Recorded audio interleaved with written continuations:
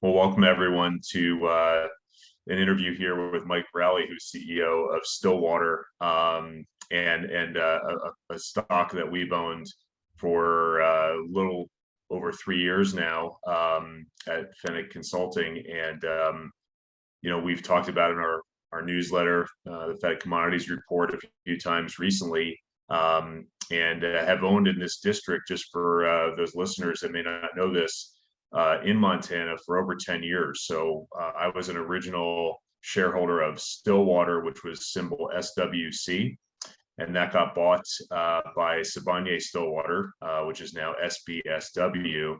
And I was really intrigued with the proximity of Mike's project to Sibanye's project, because I owned a lot of Sibanye. It was our number one holding in 2018, 2019, going into the crisis of 2020. So I really have a lot of respect for him and what he's done with the company here. And hopefully you'll get a couple of interesting factoids here. And if you have additional questions that you can't get answered in the Q&A, we'll be able to, address those, off camera. But Mike, welcome. And thanks a lot for taking the time on your birthday and on a summer Friday. Well, thank you. It's good to see you, and happy to celebrate the big news today too. Yeah, congratulations. I know it's been a lot of work on your part to get this deal with Glencore. Would you like to walk us through that first, or would you like to just give us a 5 to 7 minute overview of the project? Well, we can start with today's news and work it backwards to an overview of the project, and then just take it from there. Today we announced Glencore taking a 9.99% equity position in the company, not the project. Technical committee membership only. And this is what we're seeing lately, with majors increasingly playing nicely with juniors, basically, and cutting supportive deals. We're happy to be the latest, and we got a really good premium in the market out of this. They're over 50% of our market price at the time, because they believe in the asset and they want us to drill a bigger program. We all agree that the share prices are not particularly representative right now, true value, and we're glad to get there. So 4.94 million invested. That came in today after announcing the deal last week. And it does happen to be my birthday, which is makes it an even better birthday present. We've been looking for a deal of this type, as you well know, John, for some time. And we've, to some degree, been holding out for this. Glencore looks like a wonderful partner. They've already been good to deal with in the core shack during their due diligence, and then just corporately. There's a lot of alignment there. Happy to talk more about that at some point. Back to continue on to the project and really why they invested. If you're a major mining company like them, Glencore's top in the world for revenue and top 3, 4, or 5 by market cap, depending how you slice it. Where can you find district scale asset with truly global grade and scale of mineralization in a producing U.S. district? That's a very, very short list. And they came through with what we were looking for. They get it. They get what we're putting down. This is high-grade nickel sulphide in the U.S. with the PGEs that you and I first met about, with 500 million pounds of copper, in addition to 1 billion pounds of nickel plus cobalt, and then 3 producing mines, 2 smelters. 2 mills and 1 smelter right next door. This is very much of interest to them, to the U.S. market, and to the resurgence we see in mining in the U.S. Right, the government recently took actions. I'm sure we'll touch on this in a question here, but the IRA, Inflation Reduction Act, and effectively subsidizing U.S. mining and processing of minerals. It's very real. We could probably touch on deglobalization too, and onshoring. And what's driving this. The final piece that I'll just put into our timeline as we work backwards here, previous to the Glencore announcement last week and today, we added significant inventory to our resources. That was announced in January. We brought it up to 1.6 billion pounds nickel, copper, cobalt, 3.8 million ounces PGEs, and gold. And that was a relatively increase to do easy increase to do with only 11 drill holes, right? So Right. that speaks to what we're into here in terms of the degree of mineralization and quantity. Previous year, it was the addition of two key geologists from Ivanhoe, Danny Grobler, Albie Britz. Danny was previously head of exploration in the development of the Platreef mine, and that's very significant because we have the same geology in Montana. So very pleased to bring him in. They each have 20 years of experience in Ivanhoe building that marvelous Platreef mine that they've built. Put that together with the guys you've met from site, Justin Madru, Mike Austenson. They each have 20 years locally, and you've got a dream team. Previous resource to that, 2021, and then, of course, acquisition back in 2017. We've now drilled 3 campaigns, and we're heading nicely to our 4th this year. That's great. So now that you have this infusion of cash, what type of timeline do you see for a summer or fall drill program? ASAP. We're booking it right now.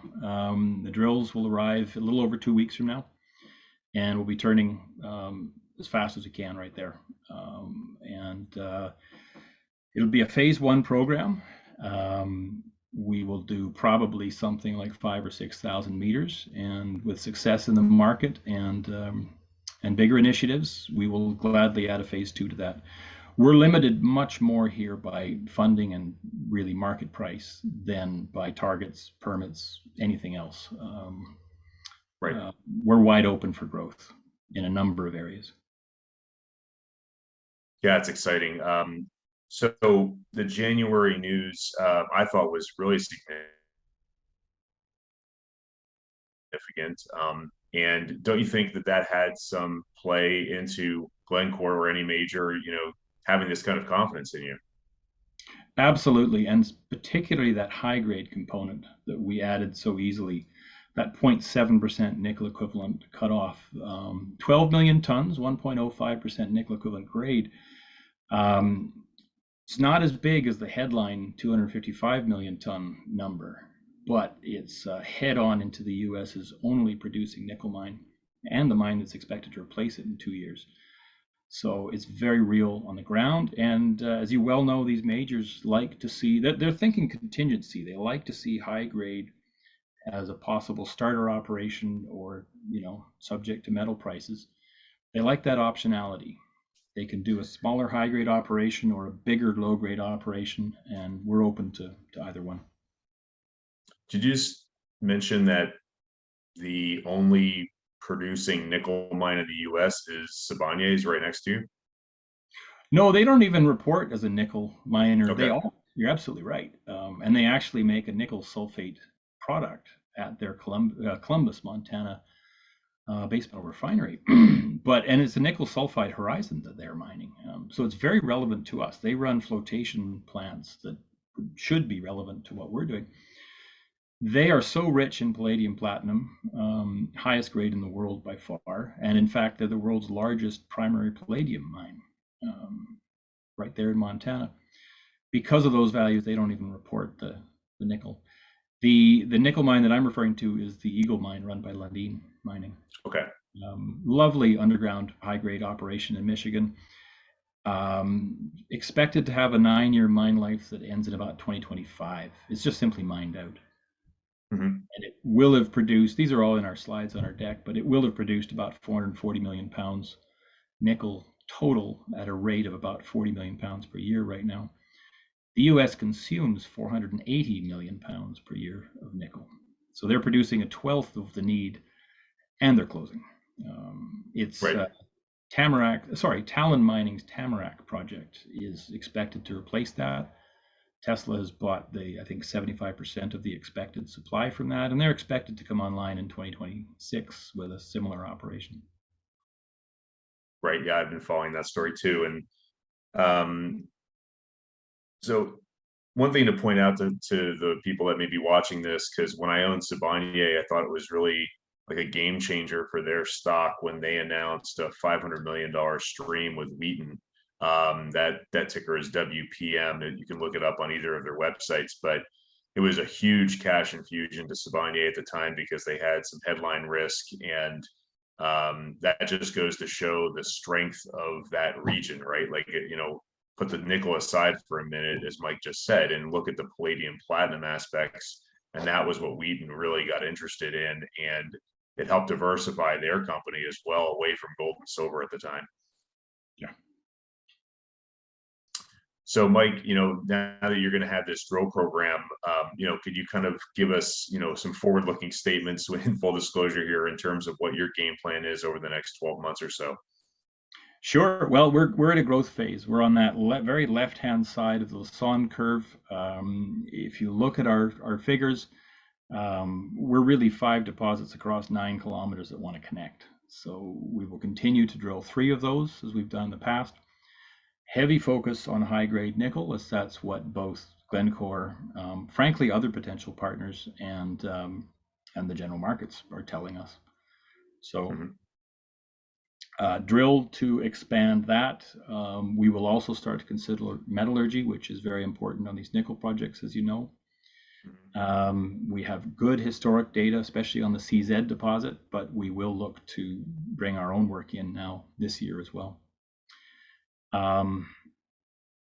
Yeah, that's basically it, growth. Some geophysics in support of that, some surface geology, but very largely just drill at Stillwater. Great.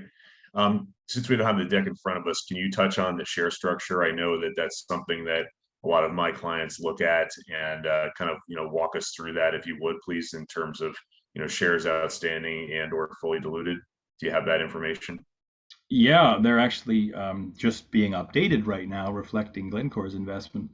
We're just under 200 million issued and outstanding. I think 198 is the final figure. Okay. And then fully diluted, I believe, Chris can correct me if I'm wrong, but I think we're up around 257 now or something. Okay. With the warrants issued to Glencore. We're fully funded in terms of what we'd like to do this year as a phase 1. We do have warrants priced at 25 cents and 30 cents, and we'll be looking to get the word out, get some early hits of nice looking sulphide, and do our best to, if the markets are willing, and you know what markets are like, but try to bring those in and expand the program.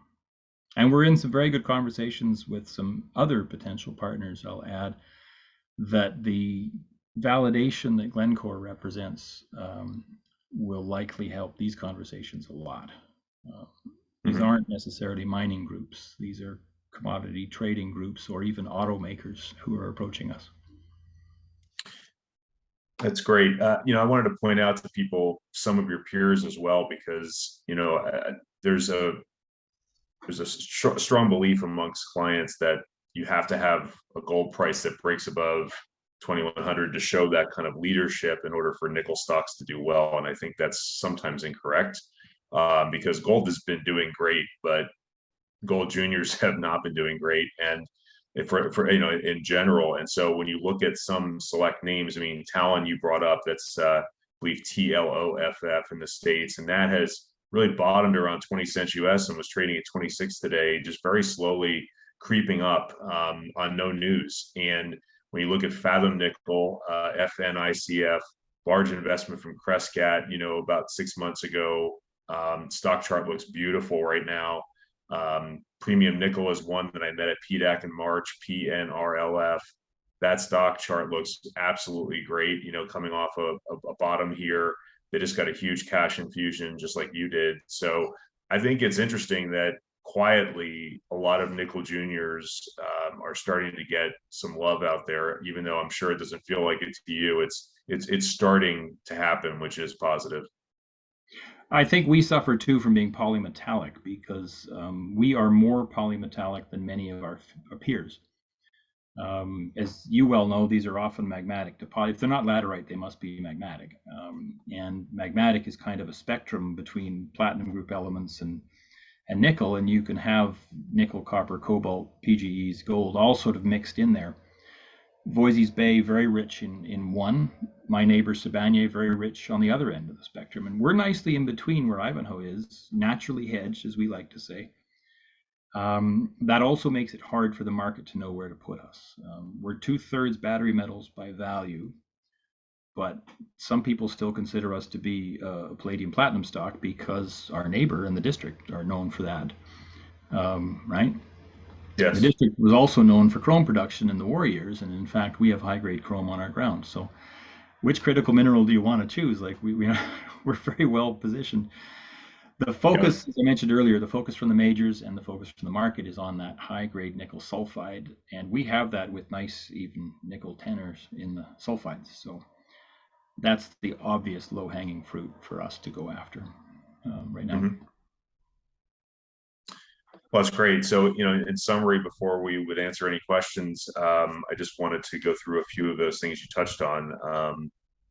You mentioned the geos that you brought on from Ivanhoe, and I had dinner with you and one of them back in March in Toronto at PDAC, and was very impressed. Over a 2-hour dinner there, just picking Danny's brain about different things that he sees at your deposit versus what he did at the Platreef deposit in for Ivanhoe, working for Freeland, and it was pretty awesome conversation. Going through the things that makes him excited, because I think that one of the things I impress upon clients is that people like him and Albie can pretty much work where they want to, right? When you work for Freeland for that long, you can go pretty much anywhere you want. And so, my first question was, why here? It's awesome that you were able to attract that kind of talent. And secondly, the fact that you're cashed up now, I think, is a positive, because the junior market is under some water here, and it's difficult to raise money, right? So like, that's a really big thing for us. And lastly, just the fact that you look like a value versus peers. If people were to take the time to look at a Fathom nickel or a premium nickel, or even Talon, I mean, you see these charts starting to move. With this kind of news that we just saw from you, that got consummated today, I think this is the time to invest, and we've been supportive of the stock, and will continue to do so. Oh, thank you. And yeah, kind of that was the answer I was trying to give earlier, that against those sometimes pure nickel peers, we really do stack up. And now that we've got this validation keyword, a lot of people, I think, are moving in, and a lot of conversations will move along. That really should be a watershed for us. And Danny is great. You're absolutely right. I joined him and Albie when they first went to Montana last summer, and right from the get-go, they get on great with the team, and the cores, the rocks did not disappoint. You've seen Danny publicly saying this is 110% Platreef. This is like coming home. The rocks are the same, the processes are the same, and the synergy is really good on the team and the project. That's great. Well, yeah, I mean, obviously, people that follow us know that management and the field are really our first screen in everything that we do. So it's great that you have that synergy going, and congratulations for bringing them on board, and for the team you've built there. So let's check just to make sure that I'm not missing any questions. If you have a question, you can throw it into the Q&A, and I'll be happy to answer it, or have Mike answer it. Okay, so Mike, let's wrap it up there. I think we had a good summary today of kind of where you're at mid-year. Maybe in closing, you could just tell us, if you don't know already, that's fine. But if you have any ideas for, marketing, telling the story out there over the next, 3 to 6 months. I know a lot of clients will ask me, what does the company plan to do to kind of get the word out there? And I know you're very active, and to your credit, have even taken time away from vacations with your family to go, meet with people, and could you expand on that a little bit, please? Sure. In fact, it seems like these majors always choose when I call a family vacation to want a trip to the core shack. So it's like 3 for 3 now or something. We're watching our pennies, frankly, because the market is not responding, and Yep.